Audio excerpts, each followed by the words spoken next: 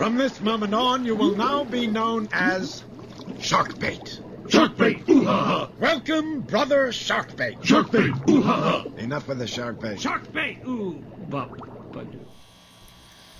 What's up, everybody? This is D, and it's been a while since I gave you an update on the saltwater side, man. Been doing a lot, working with a lot of programs, volunteering for a lot of other clubs during the pandemic, trying to just help out wherever I can.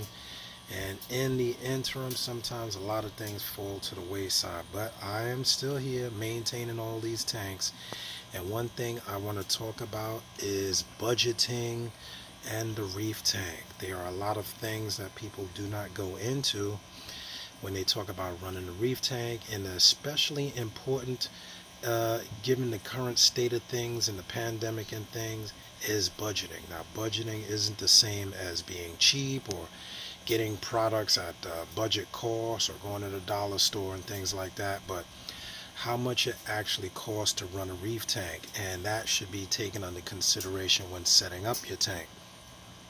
Things like lighting. When we talk about lighting, different lighting require different amounts of electricity, and if you want to be efficient, everybody and anybody is going to tell you more about LEDs, because LEDs are a very cost efficient and economical way to run the reef tank. Now, in order to budget, one of the things you're going to want to look at is what kind of coral you plan on keeping, because different coral have different lighting requirements, and that will go to the quality and value and how much you're going to put into your lighting, and that goes back to budgeting.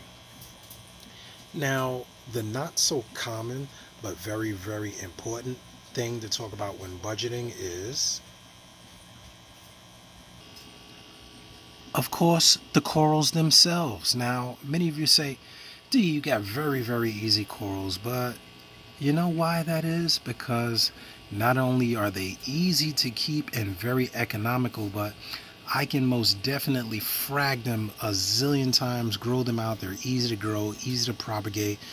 I can share them with other hobbyists, and they are very beautiful and come in a variety of colors, sizes, and types.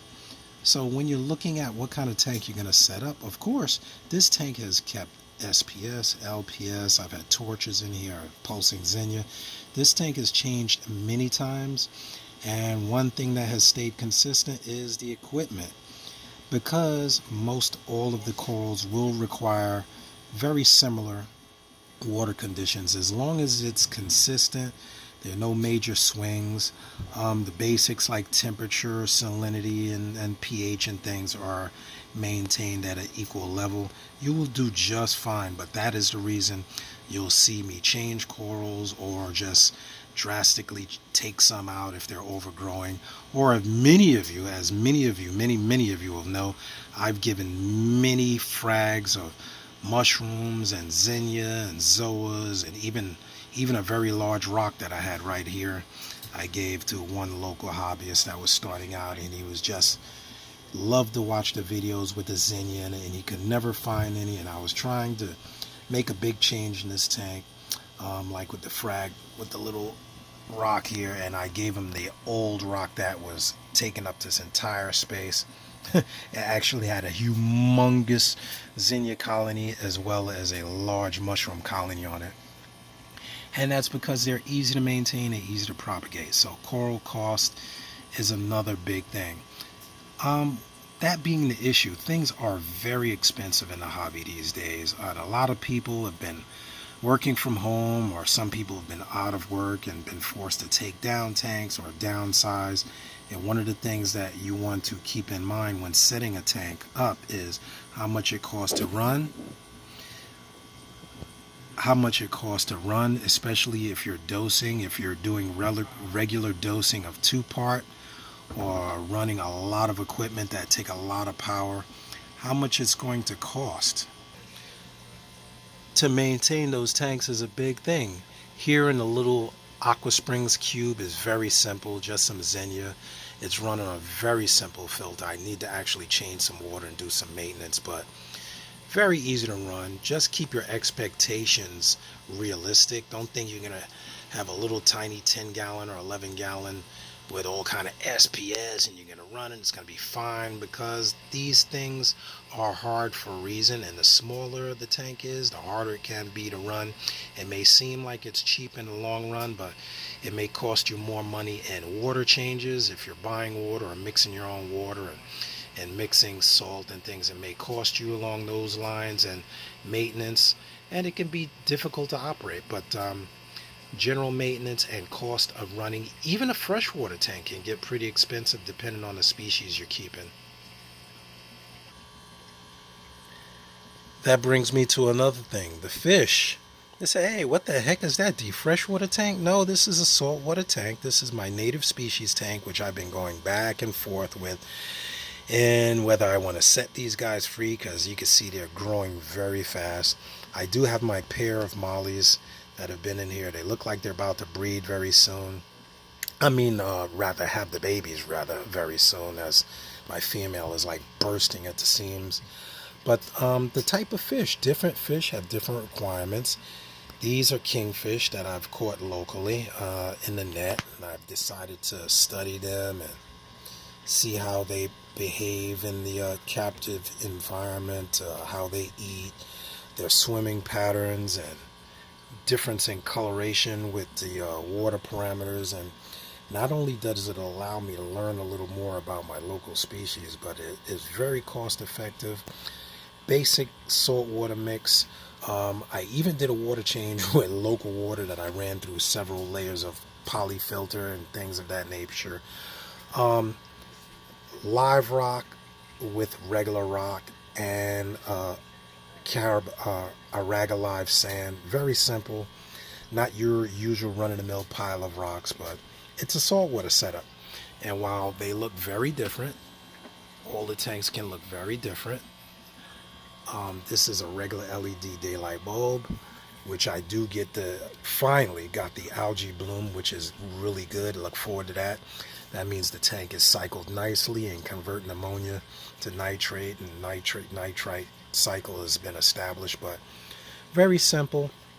Fish have been kicking for about a month and a half now, and very simple. Everything is built in. My own little trickle filter, biological area there, and return with the spin stream. But simple to run tank, easy to run, economical. You can do it too if you don't have the money to go out and buy all kinds of calcium reactors and things of that nature.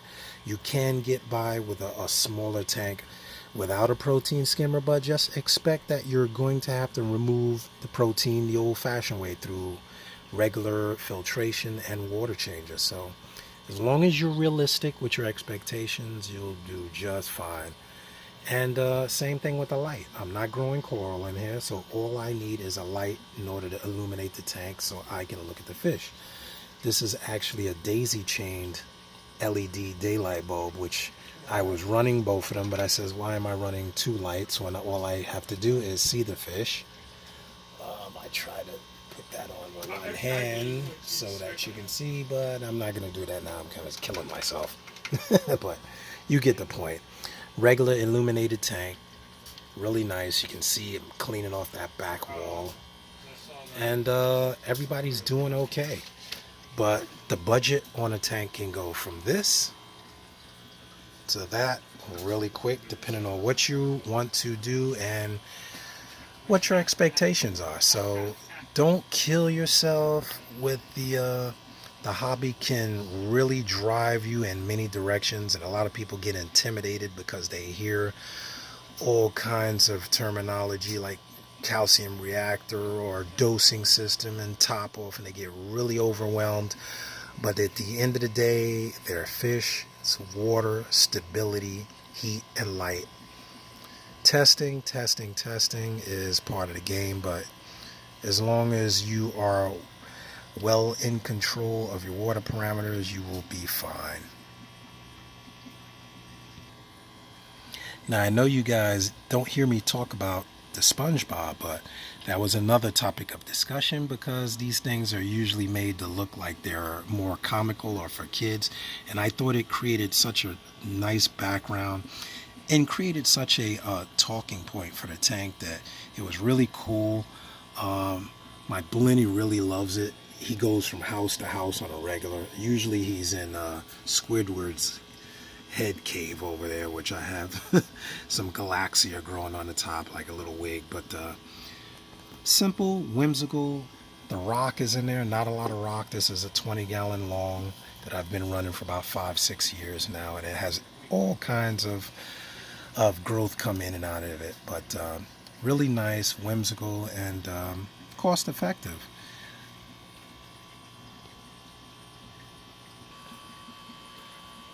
Alright, well, that's going to be it for today. Keeping it nice and simple. Just talking about budgeting. And I'm not saying, once again, I'm not saying to go out and get cheap stuff or find the cheapest equipment that you can get, because you'd rather buy a good piece of equipment once than to buy a cheap piece of equipment twice. But keep your goals realistic. Maintain stability in your tank. And they will reward you. And most importantly, take care of the fish. They are living creatures. They depend on us, and they're beautiful animals, and be kind to them. So that's going to be it for today. This is D. Love, peace, and hair grease. I hope you guys are enjoying your tanks, taking a minute to smell the flowers, and by all means, don't get in over your head. Don't feel you have to drop out of the hobby. Maintain your tanks the best way you can, and they'll be fine. See you next time. Love, peace, and hair grace. I'm out.